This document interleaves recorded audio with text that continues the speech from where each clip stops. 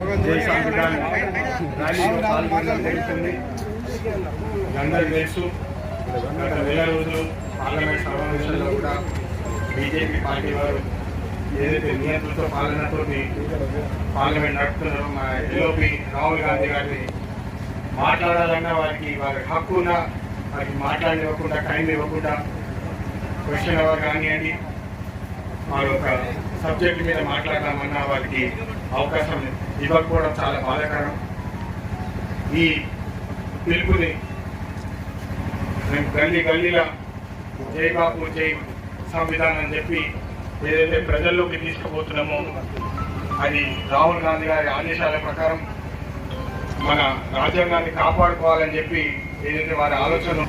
మన ఎంపీ గారు గౌరవనీయులు వంశీ గారు వారిద్దరు కూడా ఏఐసిసి ఏదైతే పిలుపునిచ్చిందో జై బాపు జై భీమ్ జై సంవిధాన్, దీని అర్థం వాళ్ళ ఆల్రెడీ బ్రీఫ్ చేయడం జరిగింది.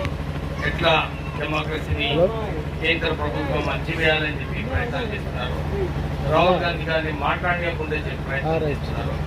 వారు అన్ని విషయాలు ప్రజల విషయాలు మాట్లాడటం అంటే సరిగా చేయడం లేదు.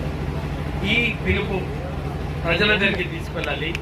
ప్రజలలో ఏదైతే ప్రజల సమస్యలు ఉన్నాయో దాని గురించి మాట్లాడాలి.